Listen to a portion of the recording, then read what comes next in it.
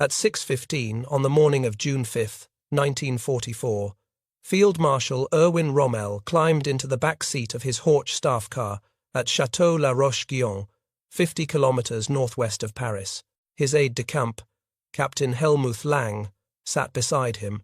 In Rommel's hands was a small package wrapped in paper, a pair of grey suede shoes, size 5.5, purchased in Paris the week before. The shoes were a birthday present for his wife, Lucy. Her 50th birthday was the next day, June 6th. Rommel had not seen her in months. He had been working 18-hour days, driving himself and his men relentlessly, inspecting every bunker and gun emplacement along 800 miles of coastline. The weather outside was miserable. Rain lashing the windows, winds howling across the Seine Valley. No invasion could possibly come in weather like this. His chief of staff, Lieutenant General Hans Speidel, bid him farewell at the chateau entrance. Speidel had hosted guests for dinner the night before, not retiring until 1 in the morning. The atmosphere at headquarters was relaxed. The German meteorologists had issued their forecast. The bad weather would continue for at least 2 weeks. An invasion in early June was impossible. What Rommel did not know was that in the next 36 hours, everything he had predicted, everything he had warned his superiors about, would come true. The Allies would land. Germany would have exactly 24 hours to stop them, and Rommel would be 600 kilometers away, watching his wife open a pair of grey suede shoes, while the largest military operation in human history unfolded on the beaches he was supposed to be defending. Erwin Rommel had said it plainly, just 6 weeks earlier. Standing on a deserted beach in Normandy on April 22, 1944, he had turned to Captain Lang and pointed his marshal's baton at the sand beneath their feet. "The war will be won or lost on the beaches," Rommel declared. "We will have only one chance to stop the enemy, and that is while he is in the water, struggling to get ashore. Reserves will never get up to the point of attack in time. It is foolish even to consider them. The main line of resistance must be here, right at the water's edge. Everything we have must be on the coast." Rommel paused, staring out at the grey waters of the English Channel. The wind whipped at his greatcoat. An old muffler was wrapped around his throat. In his hand was the marshal's baton he preferred to his official one, a 2-foot-long silver-topped black stick with a red, black and white tassel. He turned to Lang with an intensity that bordered on desperation. "Believe me, Lang," he said, "the first 24 hours of the invasion will be decisive. The fate of Germany depends on the outcome. For the Allies, as well as Germany, it will be the longest day." Lang never forgot those words. Neither did anyone else who heard Rommel speak them. The Field Marshal understood something that his superiors in Berlin refused to accept. Once the Allies established a beachhead, once they got tanks and artillery ashore, once they linked their landing zones together, Germany would never dislodge them. The only chance was to destroy the invasion in its first hours, while the soldiers were still wading through the surf, while the landing craft were still grinding onto the sand, while everything was chaos and confusion and vulnerability. 24 hours. That was the window. After that, the war in the West would be lost. The problem was that almost no one in the German High Command agreed with Rommel about how to use that window, and the man who disagreed most sharply was the officer who outranked him. Field Marshal Gerd von Rundstedt was the supreme commander in the West, and he had a very different vision of how to defeat the invasion. Rundstedt was 68 years old, a career soldier from an aristocratic Prussian family, a veteran of the First World War and the campaigns against Poland, France, and the Soviet Union. He was the elder statesman of the German officer corps, respected and feared in equal measure. Rundstedt believed in the classic doctrine of mobile defense that had served Germany so well in the early years of the war. Let the Allies land. Let them commit their forces. Let them reveal where their main thrust was directed. Then unleash the Panzer Divisions in a massive counterattack, a concentrated armoured fist that would smash through the enemy lines and drive them back into the sea. This was how Germany had destroyed entire Soviet armies on the Eastern Front. This was orthodox German military thinking. Rundstedt wanted the armoured reserves held back, concentrated around Paris and other central locations, ready to strike in any direction once the invasion's true location became clear. Moving the panzers to the coast too early, he argued, would spread them thin across hundreds of miles of coastline. It would dissipate their striking power. It would make them vulnerable to Allied air and naval bombardment before they could mass for a decisive blow. Rommel thought this was suicide. He had fought the British and Americans in North Africa for 2 years. He had felt the devastating power of Allied air superiority firsthand. He had watched his supply convoys bombed to twisted wreckage. He had seen his tank columns strafed until the roads were littered with burning vehicles. He knew what happened when the enemy controlled the skies. Any armoured reserve held inland would be destroyed from the air long before it could reach the coast, Rommel argued. The panzers had to be positioned close to the beaches, ready to counterattack within hours, not days. Every moment of delay would give the Allies time to consolidate. Every mile the tanks had to travel in daylight would cost them vehicles and men. The battle would be decided in the first morning. If the tanks were still sitting near Paris when the Allied soldiers hit the sand, they might as well not exist. The two field marshals argued for months. Rundstedt dismissed Rommel as an upstart, a favourite of Hitler who had been promoted beyond his abilities. Rommel considered Rundstedt a relic of the last war who did not understand modern combat. Neither would yield.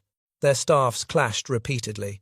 The command structure in France became a tangle of conflicting authorities and competing doctrines, and because neither could convince the other, and because Adolf Hitler trusted neither of them completely, the final decision went to Hitler himself. The Führer would decide how to use the panzers. Hitler's solution was a compromise that satisfied no one. He split the armoured forces. 3 Panzer Divisions were assigned to Rommel's Army Group B and placed near the coast. 3 more went to Army Group G in southern France, and 4 of the best armoured divisions, including the elite 12th SS Panzer Division Hitlerjugend and the powerful Panzer Lehr Division, were held back in a central reserve under General Leo Geyer von Schweppenberg's Panzer Group West. But here was the fatal catch. The reserve divisions could not move without Hitler's personal authorization. Not Rundstedt's approval, not Rommel's request, not Schweppenberg's judgment. Only the Führer himself could release the panzers. The order had to come from Hitler's lips, no matter where he was, no matter what time it was, no matter what else was happening. This meant that when the invasion came, the most powerful armoured force in France would be paralyzed until one man in a mountain retreat in Bavaria decided to wake up and give the order. Rommel knew this was madness. He protested repeatedly. He travelled to Berchtesgaden to argue his case personally. He demanded that the armoured reserves be placed under his command. He wrote memos. He made phone calls. He argued. He pleaded. He raged. But Hitler would not budge. The Führer trusted no one enough to give them control of the decisive reserves. He would make the call himself when the time came. The panzers stayed where they were, and Rommel was left to do what he could with the forces he controlled. What Rommel did in the 6 months before D-Day was remarkable by any military standard. When he first arrived in France in November 1943 to inspect the Atlantic Wall, he found the defences in shambles. The fortifications that Nazi propaganda had trumpeted as impregnable were riddled with gaps. Entire stretches of coastline had no obstacles, no mines, no concrete bunkers. Gun emplacements were exposed to air attack. Fields of fire overlapped poorly or not at all. Rommel later described the Atlantic Wall as something out of cloud cuckoo land, a fantasy dreamed up by propagandists who had never seen actual combat. The wall was mostly a fiction, impressive on paper but hollow in reality. Rommel threw himself into the work with furious energy. He was 52 years old, stocky and weathered, with the intensity of a man who knew exactly how little time he had. He drove his men relentlessly, visiting every sector, demanding progress reports, inspecting every bunker and gun emplacement personally. His staff car covered thousands of kilometres. He was on the road by 4:30 every morning, often not returning until after dark. To his engineer expert, Major General Wilhelm Meser, Rommel outlined what he wanted. "I want anti-personnel mines, anti-tank mines, anti-paratroop mines," he said. "I want mines to sink ships and mines to sink landing craft. I want mines that detonate when a wire is tripped, mines that explode when a wire is cut, mines that can be remote controlled, mines that will blow up when a beam of light is interrupted." He told Meser he wanted 50 million mines planted along the coast, It was an impossible number, but Rommel did not care about possible. He cared about stopping the invasion. Under his direction, the pace of construction exploded. In the first 4 months of 1944, more than 4,600 new fortifications were erected along the French coast, adding to the 8,400 already built in the previous 3 years. The construction rate doubled, then doubled again. Workers from the TOT organization labored around the clock. By June, more than 5 million mines had been laid in northern France. Rommel had wanted 50 million, but 5 million was still an enormous number. It was more mines than the Germans had laid on the entire Eastern Front. Rommel ordered 500,000 obstacles placed on the beaches. Steel hedgehogs, jagged constructions of welded girders that could rip the bottom out of a landing craft. Wooden stakes driven into the sand at angles, often topped with mines. Belgian gates, heavy steel structures 9 feet high and 9 feet wide. Iron beams called Czech hedgehogs. Concrete pyramids called tetrahedra. The obstacles were positioned to be underwater at high tide, invisible to incoming boats until it was too late. Many were fitted with contact mines. Others had shells mounted on poles, designed to explode when struck by a landing craft's hull. Inland, Rommel flooded low-lying areas to trap paratroopers. He dammed rivers and streams, turning meadows into shallow lakes. He planted fields with sharpened poles, stakes 10 feet tall, driven into the ground at angles, and connected by wires. The troops called them Rommel's asparagus. Some were topped with mines or artillery shells. Gliders trying to land in those fields would be torn apart. He positioned artillery batteries to create overlapping fields of fire across the beaches. He strengthened the concrete bunkers, protecting the guns. He expanded the trench systems connecting the strongpoints. He installed machine gun nests with interlocking arcs of fire. Rommel turned the Normandy coast into a death trap. Any soldier who survived the journey across the Channel would have to navigate a maze of underwater obstacles, wade through surf under murderous fire, cross beaches strewn with mines and barbed wire, assault concrete bunkers bristling with weapons, and then face counterattack from armoured forces waiting just inland. It was a formidable defence, but it was not enough. It would never be enough. Rommel had wanted 50 million mines. He got 1/10 of that. He wanted 6 rows of beach obstacles. By June, only 3 were in place. He wanted the Panzer Divisions at the water's edge. They remained miles inland, waiting for orders that would have to come from Hitler. Time was the enemy Rommel could not defeat. Every day that passed without the invasion was another day to strengthen the defences. Every day the Allies delayed was a gift. But Rommel knew the gift would not last forever. Spring was turning to summer. The weather would clear. The tides would align. And then the blow would fall. He spoke to one of his division commanders in late May. "If we cannot defeat the enemy in the first hours," Rommel said, "we will not defeat him at all. Everything depends on stopping them at the water's edge. Once they establish themselves ashore, it is over." In the first week of June 1944, Rommel was exhausted. He had been working at a punishing pace for months. His health was suffering. He missed his family desperately. His wife, Lucy, and his son, Manfred, now 15 years old, were waiting for him at their home in Herlingen, a small village in the Swabian Alps. And now, as June began, the weather in the English Channel turned foul. Storms lashed the coast. Winds gusted to 30 miles per hour. The seas were too rough for any landing operation. Waves crashed against the beaches with a fury that made any amphibious assault unthinkable. The German meteorologists issued their forecast. The bad weather would continue for at least 2 weeks. An invasion in early June was impossible. The next feasible window for an attack would not come until late June, when the tides and moon would again be favourable. Rommel looked at the forecast and made a decision. He would go home to Germany, celebrate Lucy's birthday on June 6th, and then travel to Berchtesgaden to meet with Hitler on June 7th. He needed to convince the Führer, one more time, to release the Panzer reserves to his command. It was his last chance to prepare for the invasion properly. His chief of staff, Hans Speidel, bid him farewell on the morning of June 5th. The weather was miserable, exactly as the meteorologists had predicted. Rain pelted the windows of the chateau. The wind bent the trees in the garden.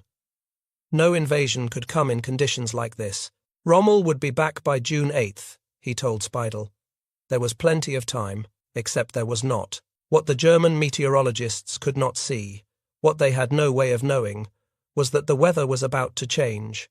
The Allies had captured weather stations in the North Atlantic that the Germans had lost. They had data from ships and aircraft positions the Germans did not have. And that data showed a brief window of acceptable weather opening on the morning of June 6th. General Dwight Eisenhower, the Allied Supreme Commander, had already postponed the invasion by 1 day because of the storms. His fleet was at sea, thousands of ships carrying 156,000 men. They could not stay there indefinitely.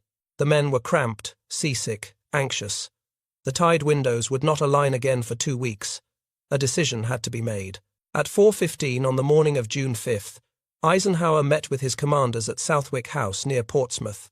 His chief meteorologist, Group Captain James Stagg, delivered the forecast. The weather would clear enough on June 6th to permit the invasion. The window would be brief. The seas would still be rough. Cloud cover would hamper air operations, but it would be good enough.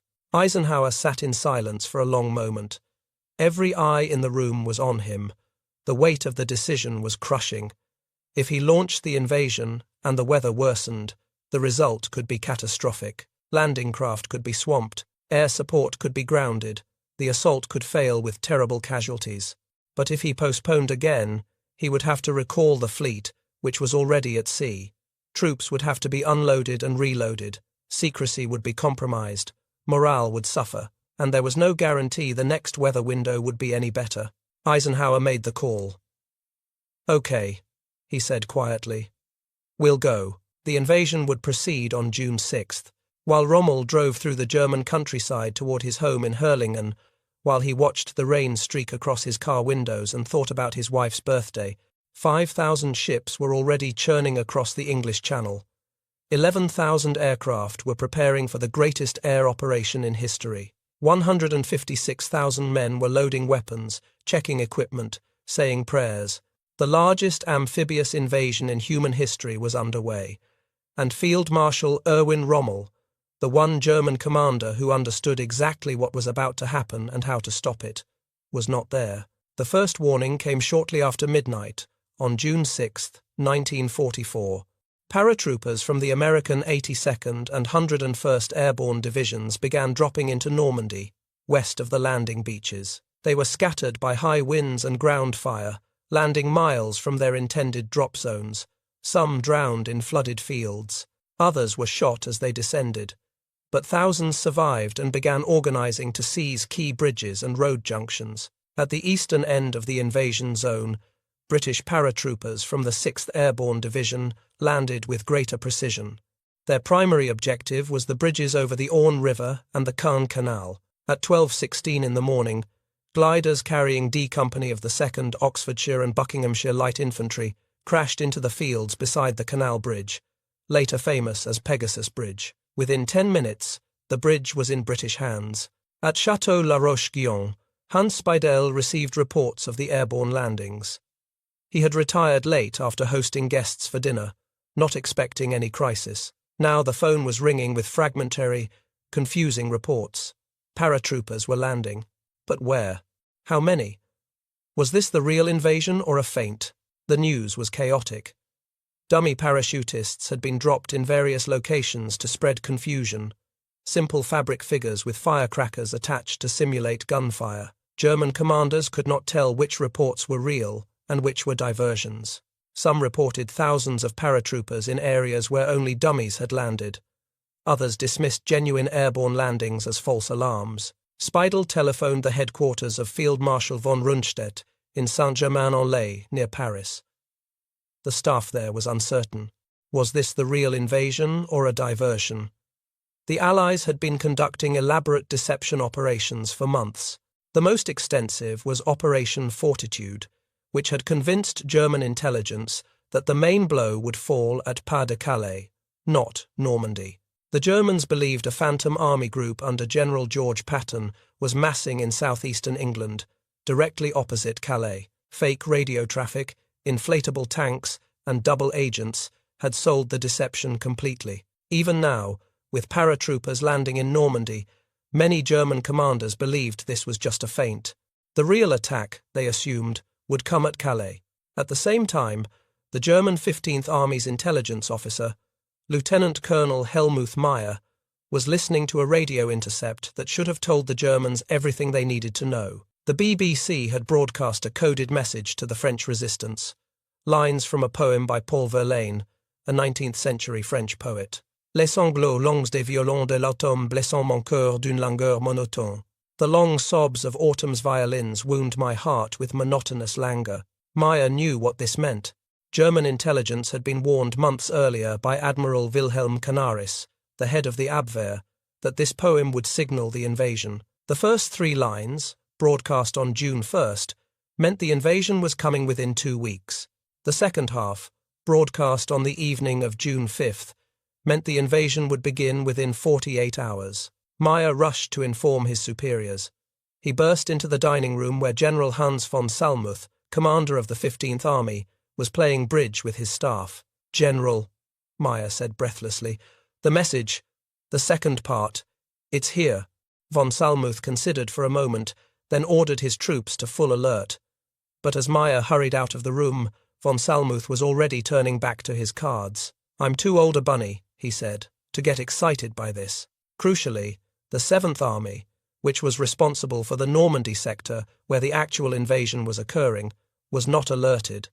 The message went to the wrong army. The 15th Army was at Pas-de-Calais, where no invasion would come. The 7th Army, spread thin across Normandy, received no warning.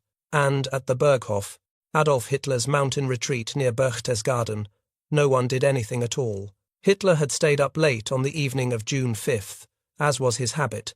He watched newsreels with his entourage. He held forth on his favourite subjects, the great men of history, the future of Europe, his plans for the post-war world.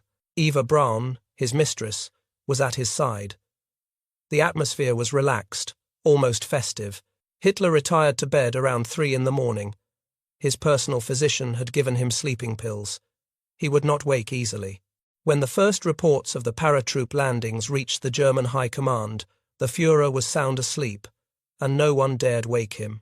General Alfred Jodl, the chief of operations at the Wehrmacht High Command, received urgent calls from Rundstedt's headquarters throughout the early morning hours. The reports were increasingly alarming. This was not a small-scale raid. Thousands of paratroopers had landed. Naval radar was detecting massive ship movements in the Channel. Something enormous was happening. Rundstedt wanted to release the armoured reserves immediately. He had already ordered the 12th SS Panzer Division and Panzer Lehr Division to begin moving toward Normandy, acting on his own authority because time was critical. But he knew he had exceeded his powers. Only Hitler could authorize the use of the Panzer Group West reserves. Rundstedt needed that authorization, and he needed it now. Jodl hesitated. He was not convinced the Normandy landings were the main attack. He still believed Pas-de-Calais was the real target, just as the intelligence had suggested, just as the build-up of Patton's Phantom Army seemed to indicate. Perhaps these paratroopers were just a diversion, meant to draw German forces away from where the real blow would fall. And even if Jodl had been certain this was the main invasion, he could not authorize the release of the panzers on his own authority. Only Hitler could do that. And Hitler was asleep. Jodl decided not to wake the Führer. The situation would become clearer by daylight, he reasoned. There was no need to disturb Hitler's rest until more was known. Better to wait, to gather more information, to be certain before making such a momentous decision. It was a decision that would haunt Germany for the rest of the war. While Jodl waited and Hitler slept, the first waves of Allied infantry were already approaching the beaches. At 6:30 in the morning, the seaborne landings began. American soldiers hit Utah and Omaha beaches on the western end of the invasion zone. British and Canadian troops stormed Gold, Juno, and Sword beaches to the east. The Atlantic Wall, the fortress that was supposed to hold for years, was being breached in a single morning. At Utah Beach, the landings went almost miraculously well. Strong currents pushed the landing craft nearly 2,000 yards south of the intended beach, but this proved fortunate. The actual landing zone was less heavily defended than the planned one. By mid-morning, American troops were pushing inland with light casualties. At Omaha Beach, it was a different story. This was the most heavily defended beach, with high bluffs overlooking the sand and German strongpoints positioned to create murderous crossfire. The preliminary bombardment had done little damage to the bunkers. Many of the amphibious tanks that were supposed to support the infantry sank in the rough seas. The first waves of American soldiers walked into a killing ground. Machine gun fire from the bluffs cut them down as they waded through the surf. Artillery shells exploded among the landing craft. Bodies littered the waterline. For hours, the outcome hung in the balance. General Omar Bradley, watching from offshore, seriously considered evacuating the beach. But the Americans did not break. Small groups of soldiers, led by sergeants and lieutenants who took charge when their officers fell, began finding ways up the bluffs. They blew gaps in the wire. They silenced individual bunkers. By noon, they had gained footholds on the heights. At the British and Canadian beaches, the landings were costly but successful. Specialized armored vehicles, tanks fitted with flails to clear mines and other unusual equipment, helped breach the defenses. By afternoon, British troops were pushing toward Caen, the crucial road junction that Rommel had identified as the key to Normandy. And still no one woke Hitler. And still the panzers did not move. When Hitler finally woke around 10 in the morning, the invasion was already 4 hours old. He received his first full briefing at 11:30. Even then, he was skeptical. He believed the Normandy landings were a diversion. The real attack would come at Pas-de-Calais, just as intelligence had predicted. He refused to release the armoured reserves. His generals tried to convince him otherwise. Rundstedt's staff presented the evidence. This was clearly a major operation, not a raid.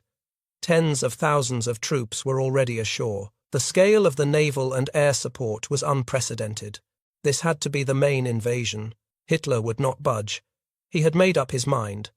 The Normandy attack was a feint designed to draw away German forces before the real blow fell at Calais. He would not be tricked. The panzers would stay where they were. Hour after hour passed. The Allies poured men and equipment onto the beaches. The German defenders, without armoured support, fought desperately, but could not throw the invaders back. At Omaha Beach, the crisis was finally contained by early afternoon. The Americans were off the beach and onto the bluffs. The worst was over. Rommel's 24-hour window was slipping away. It was not until around 2 in the afternoon, nearly 8 hours after the landings began, that Hitler finally authorized the release of 2 Panzer Divisions, the 12th SS and Panzer Lehr. By then, it was far too late. The tanks had to move in daylight, exactly as Rommel had predicted. Allied aircraft controlled the skies. Thousands of fighter bombers and medium bombers were flying support missions over Normandy. The moment German armor began moving, they would be spotted and attacked. And that is exactly what happened. Panzer Lehr Division, one of the finest armoured formations in the German army, began its march toward Normandy in the afternoon. The roads were clogged with traffic. Allied aircraft pounced on the column. Bombs and rockets tore into the tanks and trucks. The division lost 5 tanks, 84 half-tracks and self-propelled guns, and over 130 trucks and fuel bozers before it ever reached the front. By the time it arrived, exhausted and depleted, the battle for the beaches was already over. Only 1 Panzer Division managed to launch any significant counterattack on D-Day itself. The 21st Panzer Division was positioned near Caen, close enough to the beaches to respond without travelling far. It was the only armoured formation in position to do what Rommel had demanded, to strike the invaders while they were still vulnerable. But even the 21st Panzer was paralysed by the command chaos. Its commander, Major General Edgar Feuchtinger, had been absent when the invasion began. He was reportedly in Paris, away from his headquarters without notifying his staff. No one knew where he was. No one could give the orders to attack. When Feuchtinger finally returned in the morning, the division still could not move. It was under the command of Army Group B, which meant it needed Rommel's authorization. But Rommel was in Germany. His chief of staff, Speidel, had to coordinate with multiple headquarters, none of which had clear authority. The division spent the morning fighting British paratroopers near the Orne bridges, drawing blood but accomplishing nothing decisive. It was not until nearly noon that General Erich Marx, the corps commander, managed to get authority to redirect the 21st Panzer toward the beaches. But even then, the division was ordered to attack in the wrong direction. First it moved west, toward Cain's center, then was redirected north toward the coast. The tanks had to thread through the rubble-strewn streets of Caen, wasting hours while the British consolidated their positions. It was late afternoon before the 21st Panzer finally attacked toward Sword Beach. The panzers pushed through a gap between the British and Canadian beachheads, driving north toward the coast. For a brief moment, they actually reached the sea. German tanks were on the Normandy beaches. They had split the Allied beachhead, but without infantry support, without reinforcements, without a coordinated follow-up, the panzers could not hold what they had gained. British anti-tank guns and tanks engaged them. Naval gunfire crashed down on the exposed armor. The division had to fight just to survive, let alone exploit its success. Then, around 9 in the evening, nearly 600 Allied transport aircraft thundered overhead, carrying reinforcements to the British airborne troops east of the Orne. Feuchtinger, watching the massive air armada pass over his positions, panicked. He believed his forces were about to be cut off by a new airborne landing. He ordered a retreat. The aircraft were actually heading away from his position, toward drop zones to the east. There was no threat of encirclement, but Feuchtinger did not know that. He saw the sky filled with enemy aircraft and assumed the worst. The only German armoured counterattack of D-Day ended in withdrawal. The one division that had reached the beach pulled back inland. The opportunity was gone. While all this was happening, Rommel was still in Germany. Speidel had called him at his home early in the morning with news of the landings. Rommel immediately prepared to return to France, but the journey would take hours. He could not fly because Allied aircraft controlled the skies. Any German plane over northern France would be shot down. He had to drive 600 kilometers on roads that might themselves be targeted by Allied bombers. Rommel spent D-Day in his car, racing back toward Normandy, listening to fragmentary radio reports of the disaster unfolding on the beaches. There was nothing he could do. Every decision that mattered had to be made without him. Every opportunity that arose slipped away while he was still on the road. By the time he arrived at La Roche-Guyon that evening, tens of thousands of Allied troops were already ashore. The 5 beachheads were beginning to link up. The Atlantic Wall had been pierced in a single day. Rommel understood immediately what this meant. He had said it himself. The first 24 hours would be decisive. Those 24 hours were now over. The Allies had not been thrown back into the sea. They had gained a foothold. And from that foothold, they would never be dislodged. "How stupid of me," Rommel muttered as he reviewed the situation. "How stupid of me." The phrase echoed what he had said throughout the long drive back to France. He had been away when it mattered most. He had trusted the weather forecasters. He had gone to give his wife a pair of grey suede shoes, while his soldiers died on the beaches without their commander. In the days and weeks that followed, Rommel fought with everything he had. He rushed reinforcements to the front. He personally visited the forward positions, rallying his troops, directing counterattacks. He was everywhere, driving himself as relentlessly as he had driven the Atlantic Wall construction, trying to contain the disaster. But it was all a holding action now. The moment for victory had passed. The window had closed. By June 12th, the Allied beachheads had merged into a continuous front 80 kilometers wide. More than 326,000 troops were in France, with more arriving every day. Artillery, tanks, ammunition, fuel, food, everything needed for a modern army was flowing across the beaches, and through the artificial mulberry harbours the Allies had towed across the Channel. The battle for Caen dragged on for weeks. The city that was supposed to fall on D-Day itself was not completely liberated until mid-July, but this was a tactical success that meant nothing strategically. The Allies had achieved what mattered. They had established themselves in France. They had created a front that the Germans could not break. Rommel met with Hitler on June 17th at a command bunker near Margival in northern France. It was a tense, difficult meeting. Rommel tried to explain the reality of the situation. The front could not hold. The Allies had overwhelming superiority in men, tanks, aircraft, and supplies. Every day the situation grew worse. Germany should seek a political solution, Rommel argued. The war in the West was lost. Continuing to fight would only prolong the suffering without changing the outcome. Hitler refused to listen. He ranted about new wonder weapons, the V-1 rockets, that would turn the tide by terrorizing England. He insisted the Wehrmacht hold its positions without retreat. He would hear nothing of negotiation or surrender. The word defeat did not exist in his vocabulary. Rommel left the meeting knowing that Hitler had lost touch with reality.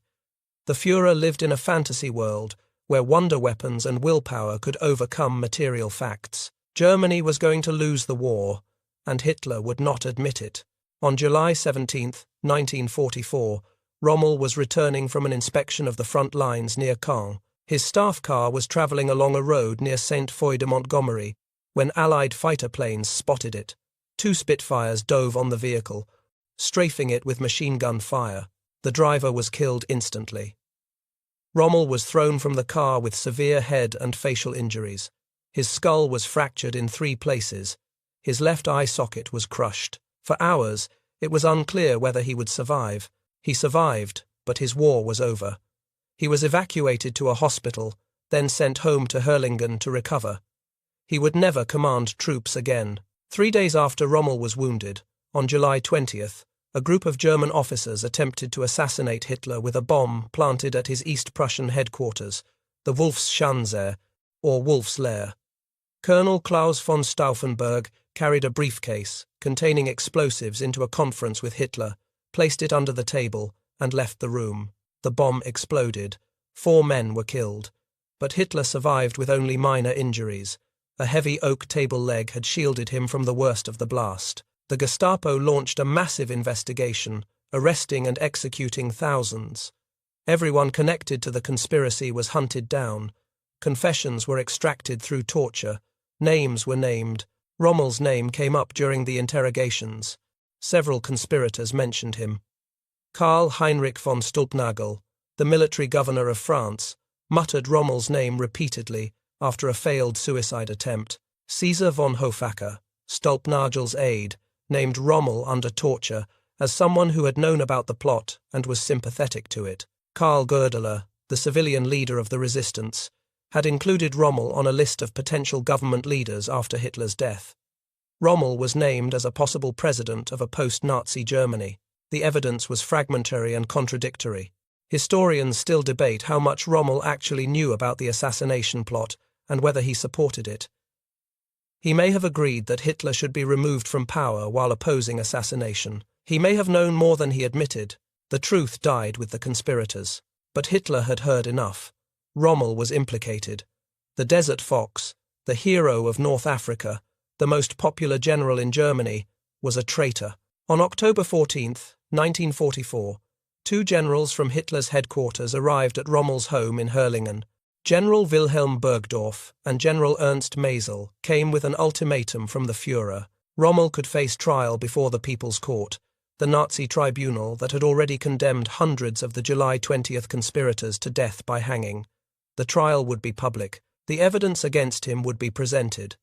His family would suffer disgrace. His staff would be arrested and likely executed. The verdict was certain. He would be hanged like the others, his body displayed as a warning. Or Rommel could take poison. If he chose suicide, his death would be announced as the result of his injuries from the July strafing attack. He would receive a state funeral with full military honours. His family would be protected. His reputation would remain intact. Germany would mourn a hero, not condemn a traitor. Burgdorf had brought a cyanide capsule. Hitler's orders were clear. If Rommel chose poison, he was to take it immediately. The generals would wait. Rommel called his 15-year-old son, Manfred, to his side. The boy had been given leave from his anti-aircraft battery to visit his recovering father. Now he learned that his father was about to die. To die at the hands of one's own people is hard, Rommel told his son. But the house is surrounded, and Hitler is charging me with high treason. Manfred asked if they could fight, defend themselves, escape. Rommel shook his head. There is no point, he said. It is better for one to die than for all of us to die in a gunfight. Rommel went upstairs to say goodbye to his wife Lucy.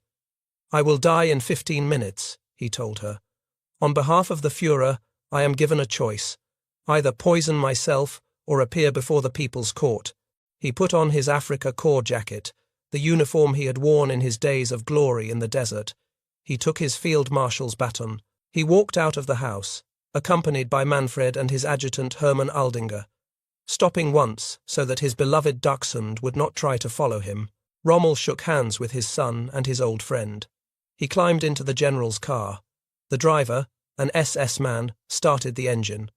The car drove away toward a quiet spot outside the village. 20 minutes later, the phone rang at the Rommel house. Aldinger answered.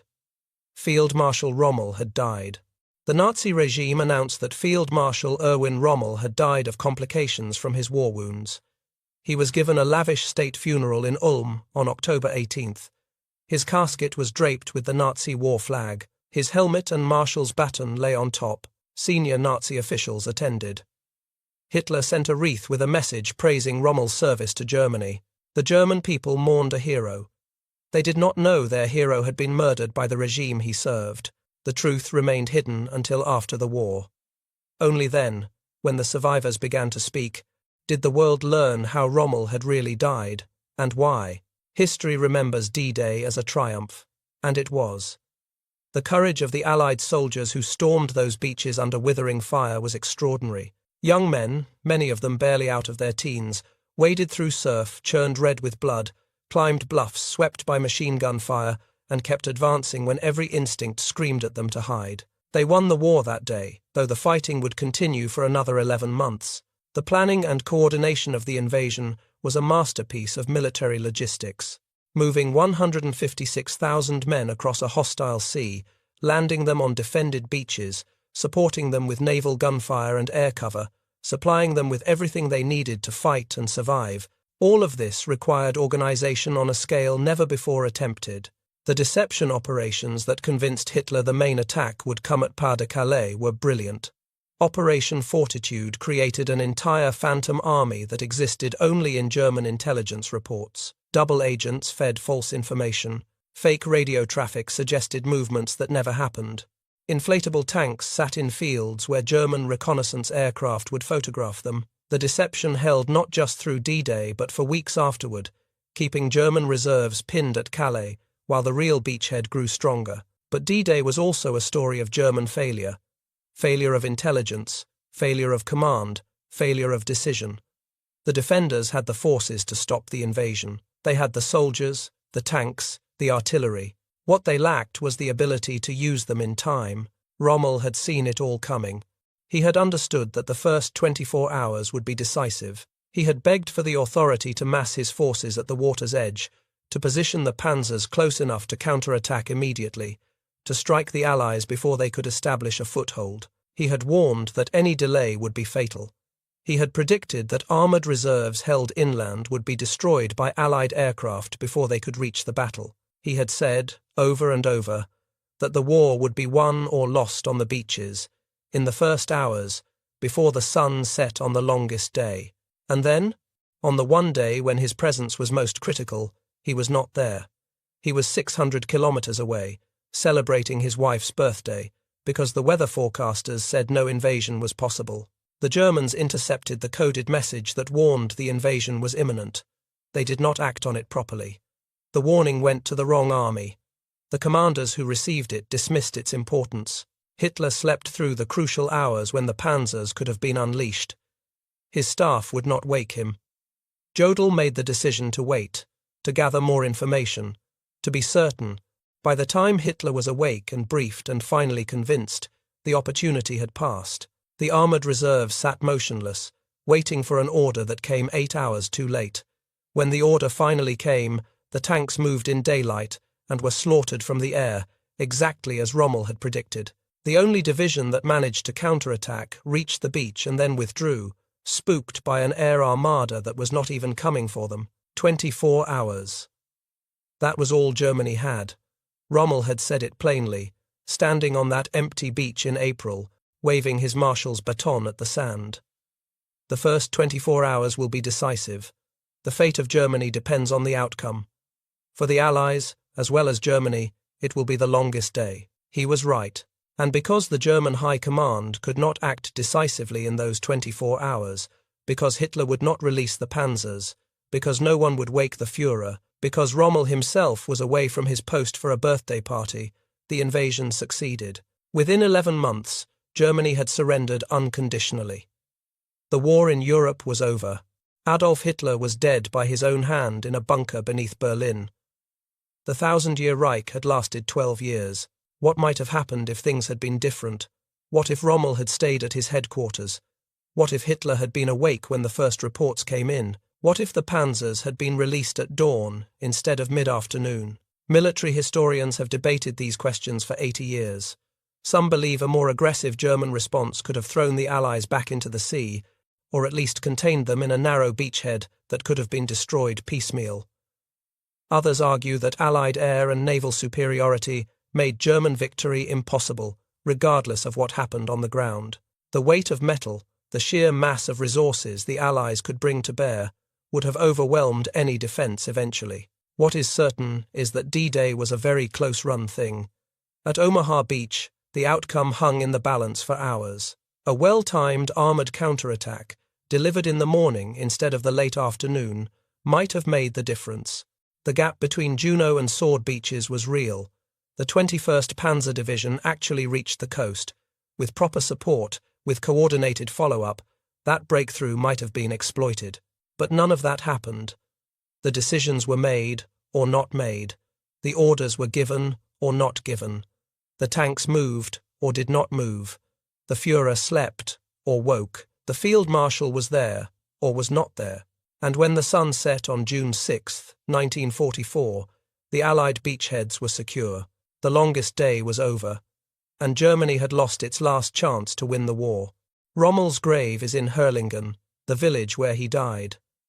His wife Lucy lived until 1971, never remarrying, keeping her husband's memory alive.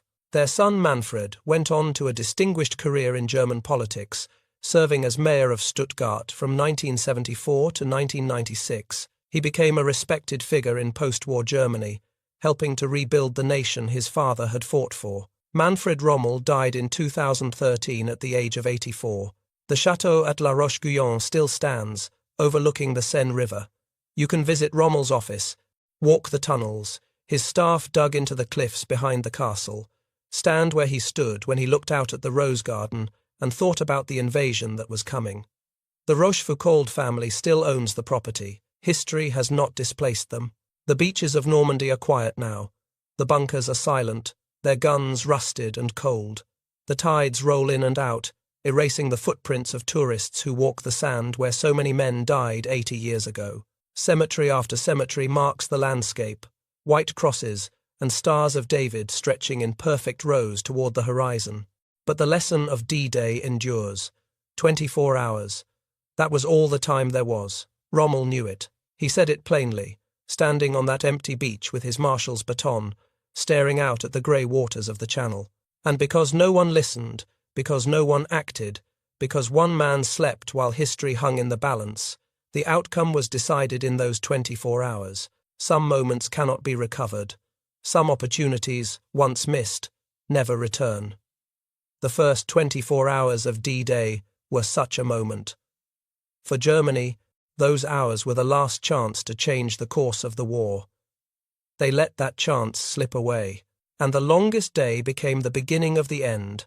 If you found this story as compelling as we did, please take a moment to like this video. It helps us share more forgotten stories from the Second World War. Subscribe to stay connected with these untold histories. Each one matters, each one deserves to be remembered, and we would love to hear from you. Leave a comment below telling us where you are watching from. Our community spans from Texas to Tasmania, from veterans to history enthusiasts. You are part of something special here. Thank you for watching. And thank you for keeping these stories alive.